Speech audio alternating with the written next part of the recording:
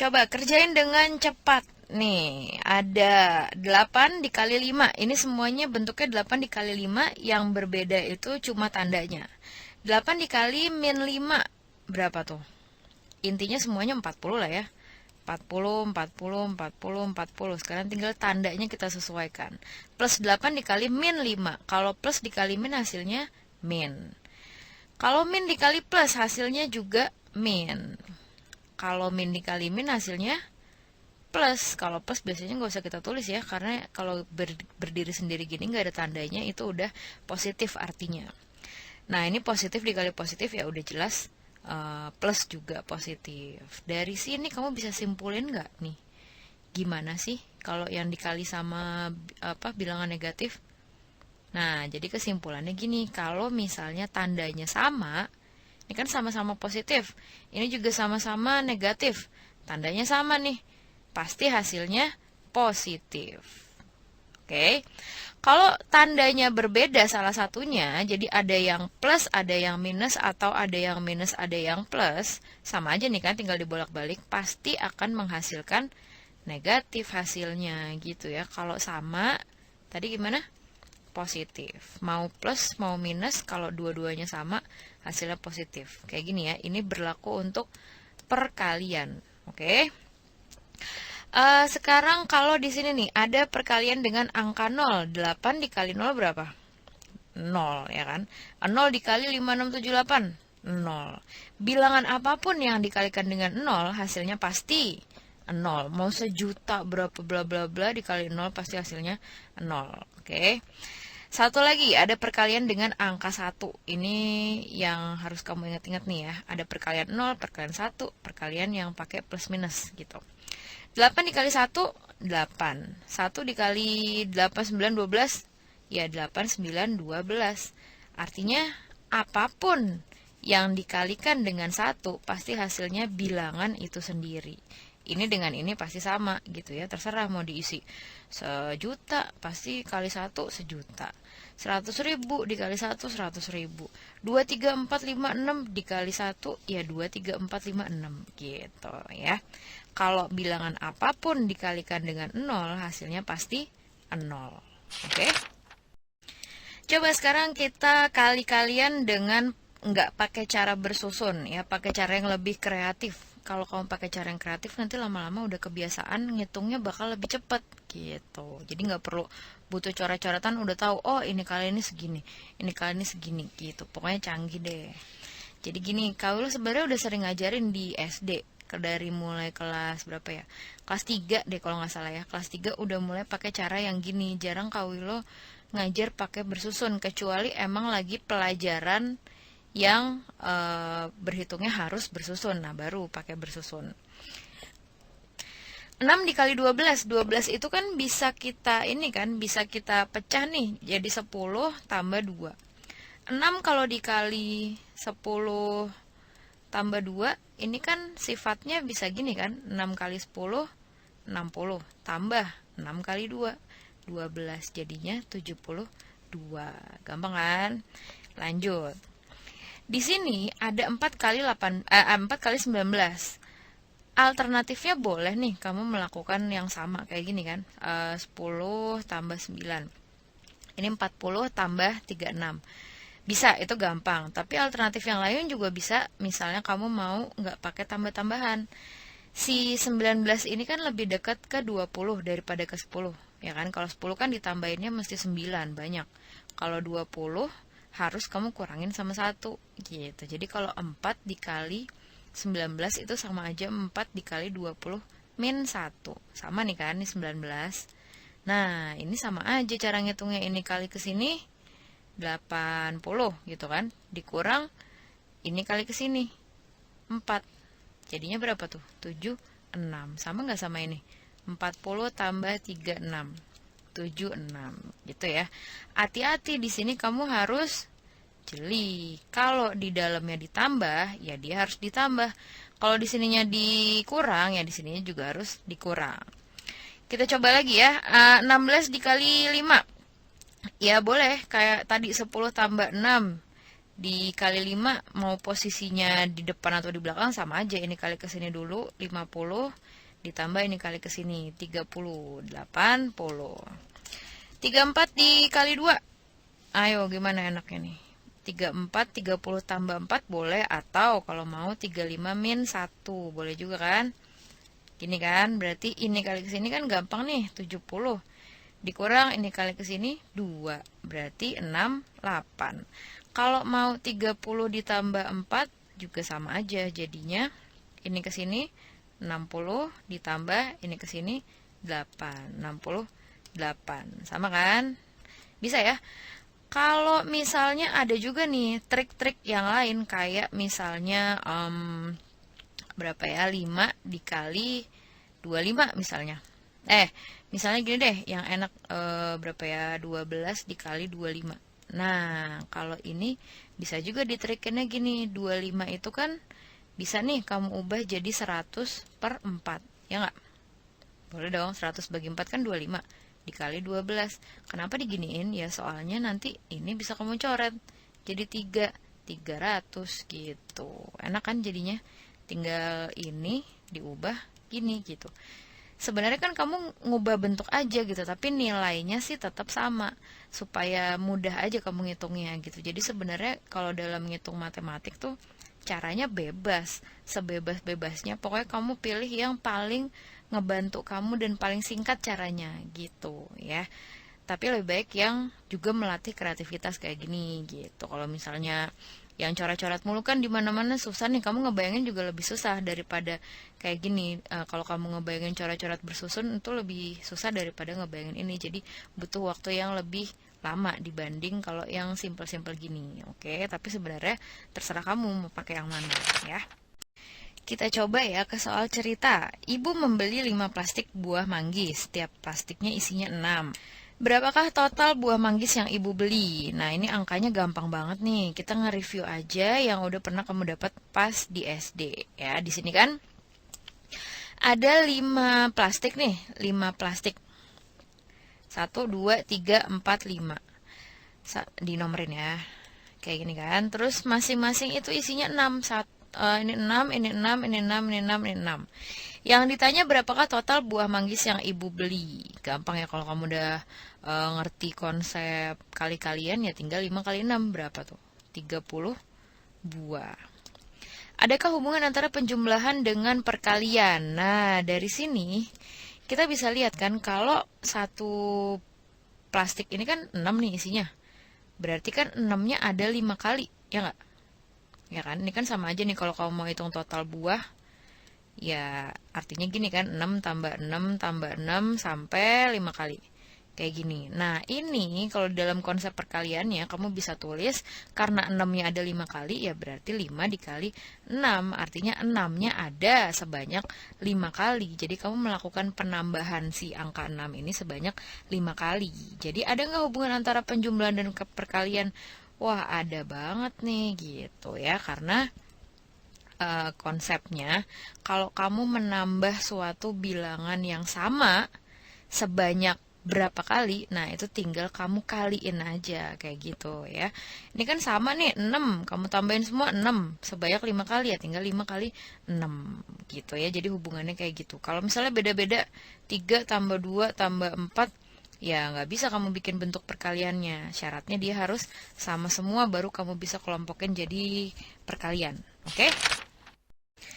Kita coba sekarang ke pembagian. Nah, kalau kita lihat di sini kan semuanya angkanya 56 dibagi 7, ya kan? Cuma beda tandanya aja. 56 kalau kita bagi 7 kan pasti 8 nih. Ini semuanya 8 kan? Tinggal tandanya yang menyesuaikan. Di sini yang pertama ada plus dibagi plus, hasilnya berarti plus juga. Kalau plus nggak perlu kita kasih tanda ya. Ini artinya udah positif. Sekarang nih, positif bagi negatif. Ayo, berapa? Minus atau plus di sini? Minus. Minus bagi positif juga minus. Kalau minus dibagi minus, hasilnya plus, gitu ya. Jadi, kesimpulannya apa nih kalau tentang pembagian yang ada plus dan minusnya? Sama kayak perkalian ya kan. Kalau misalnya dia pembagiannya tandanya sama kayak ini nih. Nah, ini sama kan? Kalau dua-duanya plus dibagi plus, ya hasilnya bakal plus. Kalau minus dibagi minus, ya juga hasilnya bakal plus karena tandanya sama. Yang sama menghasilkan tanda plus. Kalau yang beda berarti menghasilkan minus gitu aja. Oke, mau dibolak-balik pasti dapatnya minus juga. Kayak gitu ya. Sekarang nih, kalau 0 dibagi 5. Nah, bagaimana ini? Coba. 0 kamu anggap aja misalnya punya misalnya kamu menganggap kamu punya 0 roti gitu. Ya berarti artinya kamu nggak punya roti sama sekali kan? Nah, 0 roti itu mau kamu bagi ke dua teman kamu misalnya 0 roti. Jadi masing-masing dapat berapa? Ya dapat 0 gitu kan? Karena kan kamu nggak punya apa-apa, terus mau dibagi, ya pasti masing-masing orang nggak dapat apa-apa gitu karena kamu nggak punya apa-apa nih 0. Jadi kalau 0 dibagi 5 dia 0 gitu. Nah sekarang kalau 0 dibagi min 21 gimana nih? Ya kalau kayak gini tetap 0 karena semua bilangan apapun kalau dia membagi dengan 0, jadi kalau 0 dibagi semua bilangan apapun hasilnya pasti 0 gitu ya, mau plus, mau minus, mau apa, karena kan minus 0 nggak ada nih. Kalau di garis bilangan kan 0 cuma 1 kan, gini kan, nggak ada minusnya kan, ya udah berarti 0 dibagi bilangan apapun, nih kotak nih maksud Kawilo apapun, bener-bener apapun, yang mau 1.000.000, mau 100.000, 1, 2, 3, 4, mau minus setengah gitu-gitu ya tetap aja 0. Oke. Satu lagi, apapun dibagi 0 hasilnya berapa? Nah, kalau ini anggap aja kita punya misalnya 2 buah kue gitu kan. Mau dibagi ke 0. Jadi dibagi ke nggak ada orang nih. Jadi dibagi ke nggak ada gitu. Nah, berarti gimana? Bisa nggak kita bagi nih si kuenya ini dua kue dibagi ke nggak ada orang, nggak ada siapa-siapa? Aneh kan, nggak bisa kan? Nah, makanya kalau misalnya sesuatu apapun dibagi dengan 0, dia hasilnya tak hingga atau tak dapat terdefinisi. Kayak gini ya. Nah, oke. Apapun nih, mau 3, mau min berapa, mau angkanya aneh-aneh, 1.000.000, 2 juta, bagi 0 hasilnya tetap kayak gini. Bisa ya diingat-ingat? Yang penting itu tadi berarti tanda ini, kalau misalnya dalam perkalian dan pembagian dia menghasilkan yang sama. Yang sama tandanya menghasilkan plus, yang beda tandanya menghasilkan minus. Di pembagian dan perkalian sama. Kalau di perkalian 0 dikali apapun menghasilkan 0. Kalau ini 0 dibagi berapapun menghasilkan 0. Nah, tapi kalau dibagi, kalau baginya di belakang nih berapa dibagi 0, dia bukan menghasilkan 0 tapi menghasilkan tak hingga atau tidak terdefinisi. Beda ya sama 3 dikali 0, itu kan 0 juga. 0 dikali 3, 0 juga. Beda sama ini posisinya. Hati-hati nih, nggak sama ya antara perkalian dan perbagian dengan 0 nggak sama. Kita coba lagi. 9 dikali berapa supaya hasilnya min 54? Ayo coba gimana nih? 9 dikali, kalau yang biasa 9 dikali berapa supaya 54? Kali 6 ya kan? Nah, tapi sekarang ada minnya. Kalau gitu nggak boleh dong kalau kamu kali 6 doang. Karena hasilnya plus 54. Ya berarti harus min 6. Kayak gitu ya. Bisa kan? Nah, cara lainnya ya juga bisa. Kalau kamu nggak mau nyari tebak-tebakan, ya kamu bisa aja tinggal si min 54 kamu bagi 9. Gitu kan, jadinya min 6. Sama aja, kenapa kok ini dibagi ini? Ya soalnya kalau misalnya punya perkalian kayak gini, kamu mesti nyari ini, 3 itu sama aja kan, 6 kamu bagi ini hasilnya 3 gitu. Jadi sama aja kalau bentuknya gini yang dicari di sini ya ini, tinggal kamu bagi ini hasilnya ini. Oke. Sekarang ada lagi nih 120 dibagi berapa supaya jadi min 5. Nah, gimana nih caranya? Kalau tebak-tebakan bisa nggak? Agak aneh ya, lama ya. Mending kamu cek aja pakai angka yang kecil-kecil. Jadi kamu bisa cari cara yang lain gitu. 6 dibagi 2 kan sama dengan 3. Yang dicari yang di sini kan Berarti supaya mendapatkan 2, kamu bisa dong ngebagi 6 ini dengan 3, hasilnya 2. Ya udah, ini juga bisa kamu lakukan kayak gitu. Untuk nyari ini, si kotak, berarti sama dengan min 120 dibagi min 5. Berapa nih? Lebih gampang kan? Jadinya plus 24. Plus 24, gitu kan? Berarti di sini ya 24. Kalau ini bagi ini ya pasti hasilnya ini. Oke. Lanjut ya. Di sini ada yang di dalam kurung. Berarti artinya yang di dalam kurung itu harus diapain? Kerjain duluan. Wah, muncul terus nih si Afira. Min 5 plus 6. Gampang ya, min 5 plus 6 berarti hasilnya 1 kan, plus 1. Plus 1 dikali 4, berarti 4. Oke, lanjut. Ini ada dalam kurung juga, 24 plus min 4. Berarti sama aja 24 min 4. Gitu kan? 24 min 4, 20 dibagi 5. Hasilnya 4. Jadi ini jawabannya 4. Bisa ya? Ibu Lena adalah seorang pedagang buah apel. Ia memasukkan buah apel ke dalam keranjangnya sebanyak 8 karung. Nah, ini keranjang apa karung? Ya, maksudnya dia dibagi ke 8 tempat gitu ya. Dengan setiap karungnya isinya segini. Ternyata keranjang tersebut belum penuh nih. Sehingga Ibu Lena menambahkan 12 buah apel lagi pada tiap karungnya. Yang ditanya berapa buah apel di dalam keranjang tersebut. Nah, ini kan informasinya agak banyak nih ya. Jadi, kamu tulis dulu diketahuinya apa di sini nih. Kamu tulis nih data-datanya. Dia masukin buah apel ke dalam keranjang sebanyak 8 karung. Ada 8 karung gitu kan. Tiap karung, diginin aja deh ya. Tiap karung isinya itu 100 buah. Terus ternyata belum penuh. Jadi ditambah lagi.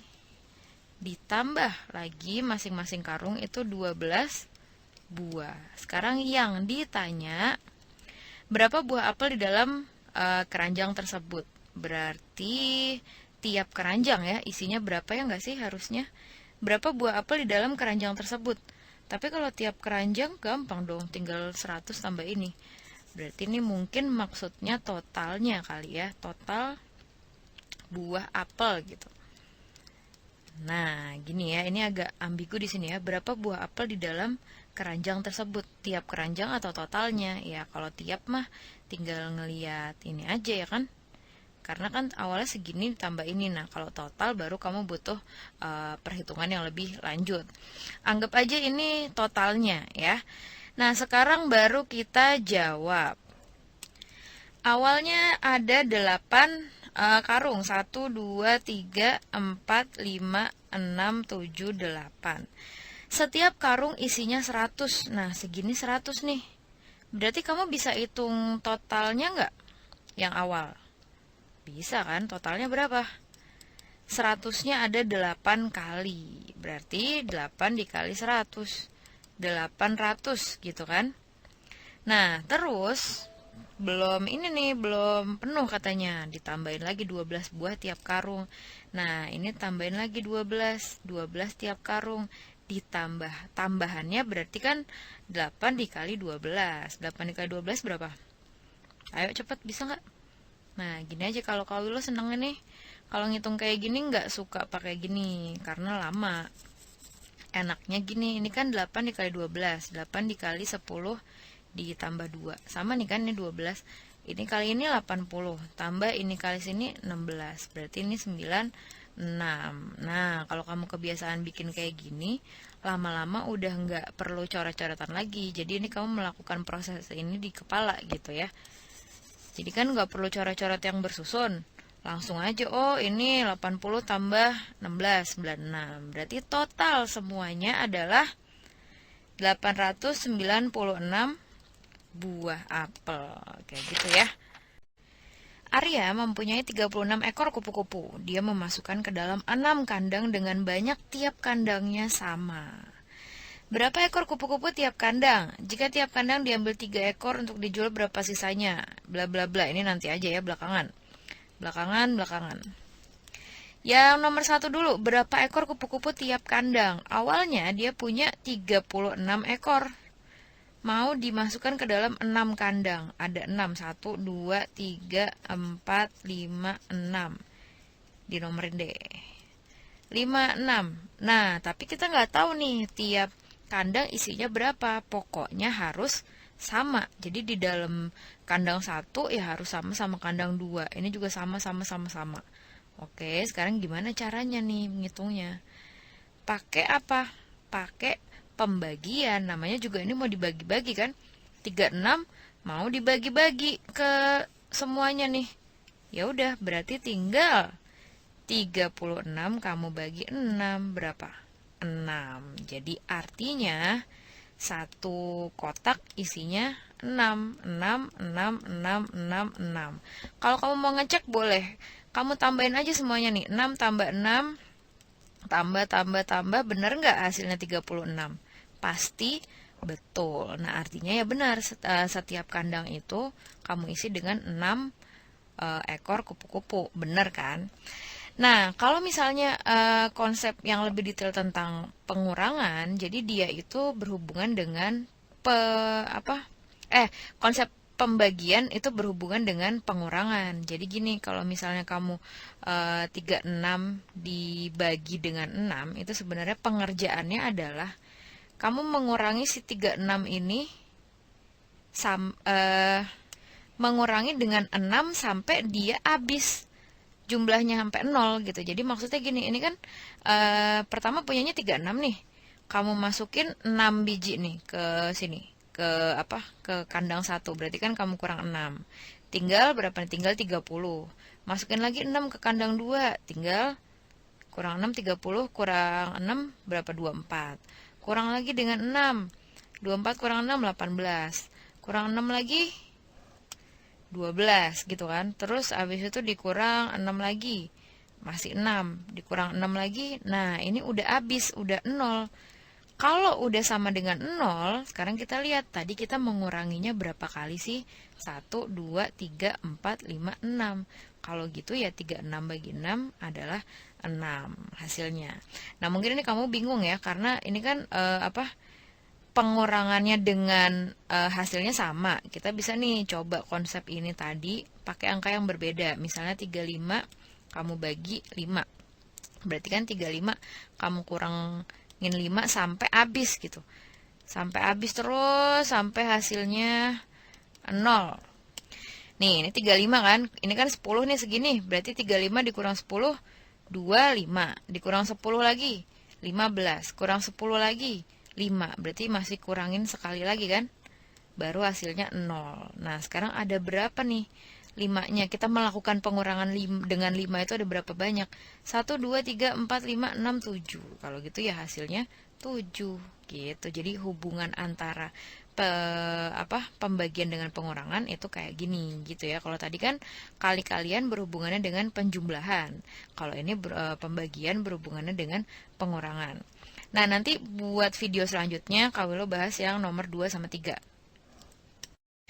Kita lanjutin nomor 2 dan 3. Jika tiap kandang diambil 2 ekor untuk dijual, berapa sisanya? Gampang nih ya, tadi kan kita udah dapat nih satu kandang isinya 6. Dari tiap kandang diambil 2, kayak gini kan? Nah, diambilin 2, berarti sisanya berapa? Satu kandang jadinya tinggal berapa kalau 6 diambil 2? Tinggal 4. Ini juga 4 semua gitu kan. Berarti sisanya 4-nya ada berapa kali? 6 kali 4. 24 ekor. Terus yang nomor 3, berapa ekor kupu-kupu yang dijual? Yang dijual tadi kan yang ini kan? Nih, diambil 2 untuk dijual. Berarti 2 dari tiap kandang ini untuk dijual. Kalau gitu, ya 2-nya ada 6 kali. 6 kali 2, 12 ekor. Gampang ya?